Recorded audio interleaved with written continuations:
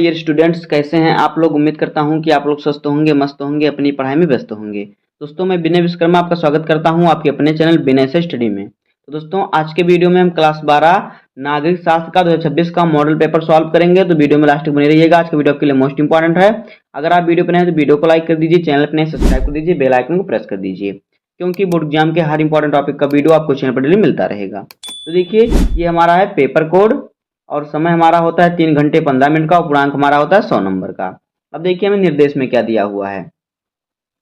निर्देश में हमें दिया है कि प्रारंभ के 15 मिनट परीक्षार्थियों को प्रश्न पत्र पढ़ने के लिए निर्धारित हैं। दूसरा है सभी प्रश्न अनिवार्य हैं। तीसरा है प्रश्न संख्या 1 से 10 तक बहुविकल्पीय प्रश्न है। चौथा निर्देश है प्रश्न संख्या 11 से 20 तक अति लघु उत्तरीय प्रश्न जिनका उत्तर प्रत्येक लगभग 10 शब्द यानी एक वाक्य में देना है। पांचवा है प्रश्न संख्या 21 से 26 तक लघु उत्तरीय फर्स्ट प्रकार का प्रश्न है जिनका उत्तर प्रत्येक लगभग 50 शब्दों में देना है। और प्रश्न संख्या 27 से 30 तक लघु उत्तरीय सेकंड प्रकार का प्रश्न है जिनका उत्तर प्रत्येक लगभग 100 से 125 शब्दों में देना है। और छठवां है प्रश्न संख्या 31 से 32 तक दीर्घ उत्तरीय प्रश्न है जिनका उत्तर प्रत्येक 250 शब्दों में देना है। सातवां है सभी प्रश्नों के निर्धारित अंक उनके सामने दिए गए हैं। अब देखिए हमारा आ गया बहुविकल्पीय प्रश्न। तो बहुविकल्पीय प्रश्न देखिए हमारा क्या कह रहा है कि नोट में दिया है कि सभी निम्नलिखित 10 प्रश्नों में से प्रत्येक के 4 विकल्प दिए गए हैं। इनमें से सही विकल्प चुनकर उसे अपनी उत्तर पुस्तिका में लिखिए। अब देखिए पहला क्वेश्चन हमारा क्या है। पहला क्वेश्चन हमारा है कि स्वतंत्रता प्राप्ति के समय देश की सबसे बड़ी चुनौती थी। ए ऑप्शन है सोवियत संघ का निर्माण, संविधान का निर्माण। और बी ऑप्शन है राष्ट्रीय एकता और सुरक्षा। सी ऑप्शन है योजना आयोग की स्थापना। और डी ऑप्शन है संसद का निर्वाचन। देखिए इसका सही उत्तर हो जाएगा कि स्वतंत्रता प्राप्ति के समय देश की सबसे बड़ी चुनौती थी राष्ट्रीय एकता और सुरक्षा। तो यहाँ पे ऑप्शन नंबर बी सही हो जाएगा। दूसरा क्वेश्चन है कि भारतीय राष्ट्रीय कांग्रेस पार्टी की स्थापना कब हुई। ए ऑप्शन है 1885 ईस्वी, बी ऑप्शन है 1889 ईस्वी, सी ऑप्शन है 1891 ईस्वी और डी ऑप्शन है 1895 ईस्वी। तो यहाँ पे सही उत्तर इसका हो जाएगा 28 दिसंबर 1885 ईस्वी। तो यहाँ पे ऑप्शन नंबर हमारा ए सही हो जाएगा। अगला क्वेश्चन है कि द्वितीय पंचवर्षीय योजना किस मॉडल पर आधारित थी।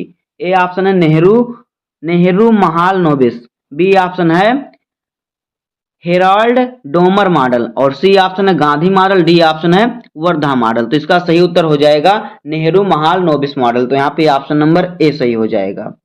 अब देखिए चौथा नंबर क्वेश्चन हमारा क्या है। 4 नंबर क्वेश्चन हमारा है कि ताशकंद समझौता कब हुआ। ए ऑप्शन है 1965 में, बी ऑप्शन है 1966 में, सी ऑप्शन है 1967 में और डी ऑप्शन 1971 में। तो देखिए इसका सही उत्तर हो जाएगा 10 जनवरी 1966 में। तो यहाँ पे ऑप्शन नंबर हमारा बी सही हो जाएगा। अगला क्वेश्चन है 5 नंबर क्वेश्चन, किस दशक को खतरनाक दशक कहा जाता है। ए ऑप्शन है 1960, बी ऑप्शन है 1970, सी ऑप्शन है 1980 और डी ऑप्शन है 1990। तो इसका सही उत्तर हो जाएगा 1960। तो यहाँ पे ऑप्शन नंबर ए सही हो जाएगा। अब देखिए 6 नंबर क्वेश्चन हमारा है, किस राष्ट्रपति ने भारत में वर्ष 1975 में आपातकाल की घोषणा की। ए ऑप्शन है जाकिर हुसैन, बी ऑप्शन है सर्वपल्ली राधाकृष्णन, सी ऑप्शन है फर्रुखदीन अली अहमद और डी ऑप्शन है इनमें से कोई नहीं। तो देखिए इसका सही उत्तर हो जाएगा फर्रुखदीन अली अहमद। तो यहाँ पे ऑप्शन नंबर सी सही हो जाएगा। 7 नंबर क्वेश्चन हमारा है, संविधान की धारा 370 कब समाप्त की गई। ए ऑप्शन है 5 अगस्त 2020, बी ऑप्शन है 5 अगस्त 2019, सी ऑप्शन है 5 अगस्त 2021 और डी ऑप्शन है 5 अगस्त 2022। तो देखिए संविधान की धारा 370 5 अगस्त 2019 को समाप्त की गई थी। तो यहाँ पे ऑप्शन नंबर बी सही हो जाएगा। अब देखिए 8 नंबर क्वेश्चन हमारा है, कह रहा है कि 2019 के आम चुनाव में भारतीय राष्ट्रीय कांग्रेस ने कुल कितनी संसदीय सीटों पर विजय प्राप्त की। ए ऑप्शन है 52, बी ऑप्शन है 47, सी ऑप्शन है 77 और डी ऑप्शन 68। तो यहाँ पे सही उत्तर हो जाएगा 52। तो यहाँ पे ऑप्शन नंबर हमारा ए सही हो जाएगा। 9 नंबर क्वेश्चन है कि इंटर सर्विसेज इंटेलिजेंस किस देश की खुफिया एजेंसी है। ए ऑप्शन है ईरान, बी ऑप्शन है पाकिस्तान, सी ऑप्शन है इंग्लैंड और डी ऑप्शन है संयुक्त राज्य अमेरिका। तो यहाँ पे इसका सही उत्तर हो जाएगा पाकिस्तान। जो इंटर सर्विसेज इंटेलिजेंस एजेंसी खुफिया एजेंसी है पाकिस्तान की है। तो यहाँ पे ऑप्शन नंबर बी सही हो जाएगा। अब देखिए 10 नंबर क्वेश्चन हमारा है, श्रीलंका में बहुसंख्यक वर्ग कौन सा है। ए ऑप्शन है सिंहली, बी ऑप्शन है तमिल, सी ऑप्शन है ईसाई, डी ऑप्शन है मुस्लिम। तो इसका सही उत्तर हो जाएगा सिंहली। तो यहाँ पे ऑप्शन नंबर ए सही हो जाएगा। अब देखिए हमारा आ गया अति लघुत्तरीय प्रश्न। तो अति लघुत्तरीय प्रश्न में प्रश्न संख्या 11 देखिए हमारा क्या कह रहा है। यहाँ पे हर प्रश्न आपका 2 नंबर का है। कह रहा है कि कब और किसके नेतृत्व में चीन में साम्यवादी क्रांति हुई। तो इसका उत्तर हो जाएगा देखिए सन 1949 में माओ के नेतृत्व में चीन में साम्यवादी क्रांति हुई। अगला क्वेश्चन है कि दक्षिण एशिया के 2 सबसे छोटे देशों के नाम लिखिए। तो दक्षिण एशिया का सबसे छोटा देश है भूटान और मालदीव, ये दोनों सबसे छोटे देश हैं। अगला क्वेश्चन हमारा है कि निषेधाधिकार क्या है। निषेधाधिकार वीटो पावर से आप क्या समझते हैं। निषेध अधिकार वीटो पावर से आप क्या समझते हैं। इसका उत्तर देखिए क्या हो जाएगा।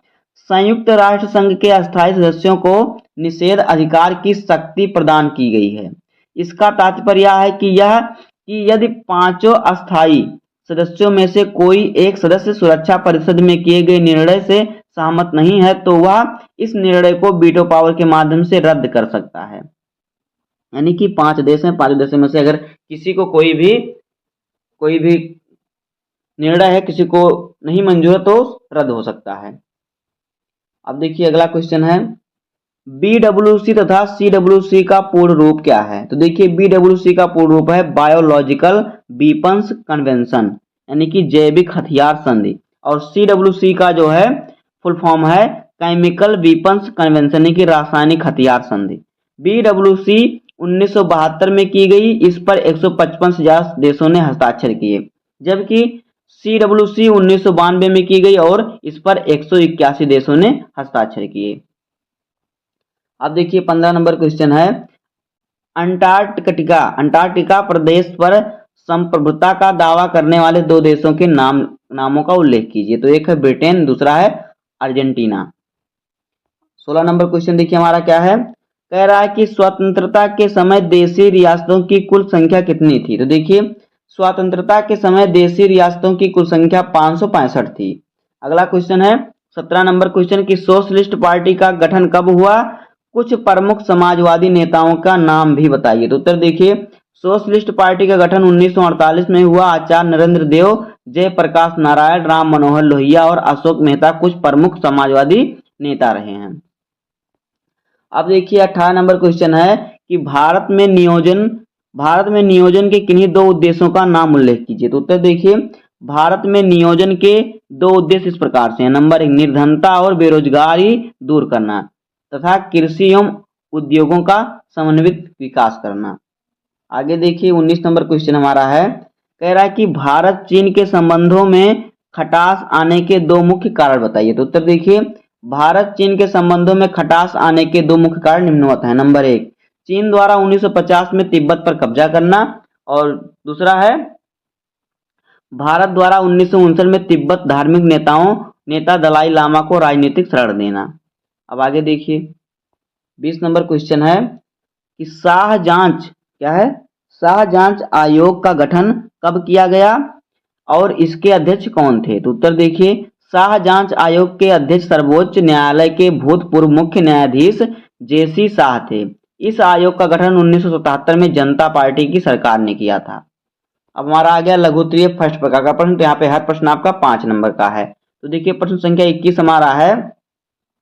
तेरह वर्ष 1974 की रेल हड़ताल पर प्रकाश डालिए। तो देखिए उत्तर वर्ष 1974 में जॉर्ज फर्नांडिस के नेतृत्व में रेलवे कर्मचारियों के संघर्ष से संबंधित राष्ट्रीय समन्वय समिति ने देश व्यापी हड़ताल का आह्वान किया। इस हड़ताल का आह्वान बोनस व सेवा से जुड़ी शर्तों से संबंधों में सरकार से अपनी मांगों की पूर्ति कराने हेतु किया गया था। सरकार इन मांगों के खिलाफ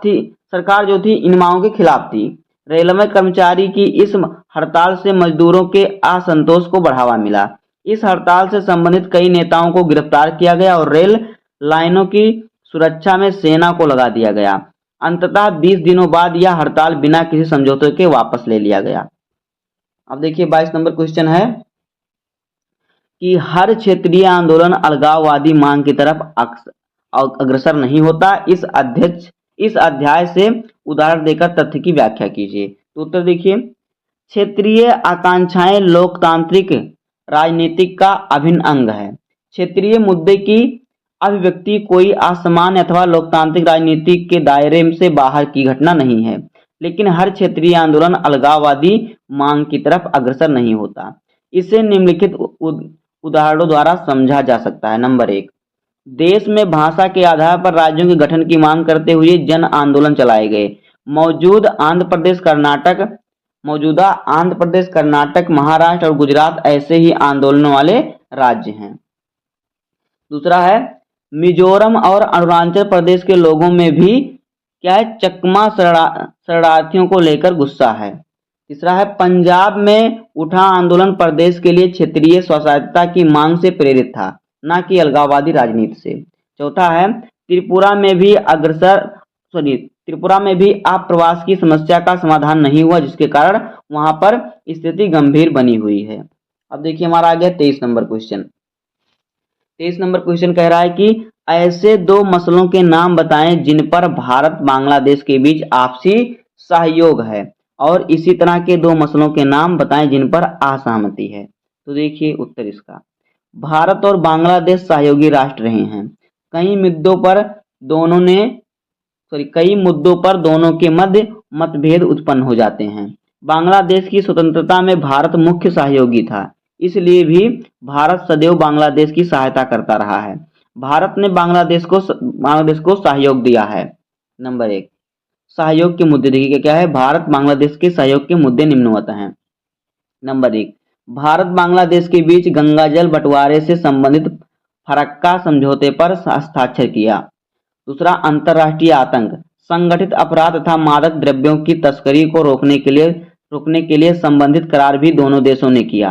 अब देखिए असहयोग मुद्दे, देखिए भारत बांग्लादेश के बीच असहयोग के दो मुद्दे निम्नलिखित हैं। नंबर 1, भारत बांग्लादेश के मध्य चकमा शरणार्थियों की समस्या। दूसरा, बांग्लादेश द्वारा पूर्वोत्तर के आतंकवादियों को अपने यहाँ पनाह देना और उन्हें प्रशिक्षण देना।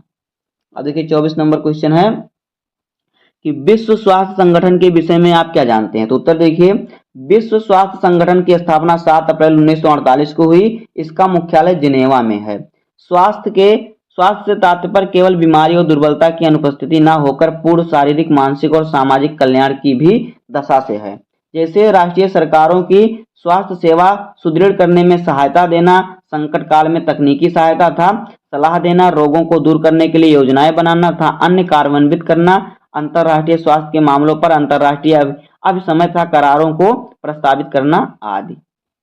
अब देखिए हमारा 25 नंबर क्वेश्चन है कि रियो सम्मेलन के क्या परिणाम हुए। तो उत्तर देखिए, रियो सम्मेलन के निम्नलिखित परिणाम निकले। नंबर 1, वैश्विक राजनीति के दायरे में पर्यावरण को लेकर एक सटीक रूप दिया गया। दूसरा है, अबर कॉमन फ्यूचर रिपोर्ट छापी गई। तीसरा है, विश्व के दक्षिण हिस्से में औद्योगिक विकास की मांग अधिक प्रबल है और रिपोर्ट में इसी हवाले से चेतावनी दी गई। तीसरा है, उत्तरी देशों की मुख्य चिंता ओजोन परत में छेद तथा वैश्विक ताप वृद्धि को लेकर थी। चौथा है, जलवायु परिवर्तन, जैविक विविधता और वानिकी के संबंध में कुछ नियम निर्धारित किए गए। इसमें एजेंडा 21 के रूप में विकास के कुछ अन्य स्वरूप भी प्रस्तावित किए गए। अब देखिए 26 नंबर क्वेश्चन हमारा है, कह रहा है कि वैश्वीकरण क्यों आवश्यक है, संक्षेप में लिखिए। तो देखिए उत्तर, एक अवधारणा के रूप में वैश्वीकरण की मूल धारणा है प्रवाह। प्रवाह अनेक प्रकार के होते हैं। विश्व के एक भाग से विचारों का दूसरे भाग पर पहुंचना, पूंजी का एक स्थान से दूसरे स्थान पर हस्तांतरण होना, पूंजी का एक से अधिक स्थानों पर आवागमन, वस्तुओं का एक से अनेक स्थानों पर पहुंचना था, व्यापार एवं उत्तम आजीविका की खोज में विश्व के विभिन्न भागों में लोगों द्वारा आवागमन, यहाँ सर्वाधिक आवश्यक तथ्य हैं। अब देखिए हमारा आ गया लघु उत्तरीय फर्स्ट प्रकार का प्रश्न। तो यहाँ पे हर प्रश्न आपका 6 नंबर का है, तो इस प्रश्नों का उत्तर आपको स्वयं लिखना होगा। तो देखिए 27 नंबर क्वेश्चन हमारा है, बांग्लादेश में लोकतंत्र पर एक टिप्पणी लिखिए। तो यह क्वेश्चन आपका 6 नंबर का है। आगे, साझी परंतु अलग अलग जिम्मेदारियों का सिद्धांत किस देश से संबंधित है, इसकी व्याख्या कीजिए। अब देखिए 29 नंबर क्वेश्चन है, देश के विभाजन के बाद रियासत यानी रजवाड़ों के एकीकरण पर एक निबंध लिखिए। उसके बाद है 30 वाला क्वेश्चन, 30 नंबर, आपातकाल की घोषणा के बाद शासन व्यवस्था में क्या परिवर्तन हुए। तो इन सभी क्वेश्चनों को आपको सॉल्व करना है, तो यहाँ से आपको मिलेंगे 6 नंबर। अब हमारा आ गया दीर्घ उत्तरीय प्रश्न। तो दीर्घ उत्तरीय प्रश्न में आपको 4 क्वेश्चन दिया है, चारों में से आपको 2 क्वेश्चन सॉल्व करना है, दोनों क्वेश्चन आपके 8-8 नंबर के, यानी कि दीर्घ उत्तरीय प्रश्न से आपको मिलेगा 16 नंबर। तो देखिए यहाँ पे प्रश्न संख्या 31 है, भारत चीन संबंध को सविस्तार समझाइए। यह क्वेश्चन आपका 8 नंबर का है। अथवा करके दिया है, वर्तमान विश्व व्यवस्था के संदर्भ में संयुक्त राष्ट्र संघ की भूमिका का परीक्षण कीजिए। इन दोनों क्वेश्चनों में से एक ही क्वेश्चन सॉल्व करना होगा, यहाँ से आपको मिलेंगे 8 नंबर। अब देखिए 32 नंबर क्वेश्चन है कि भारत में पहले चीन आम चुनावों में कांग्रेस के प्रभुत्व के क्या कारण थे। इस काल में विपक्षी दलों की क्या भूमिका थी। यह क्वेश्चन भी आपका 8 नंबर का है।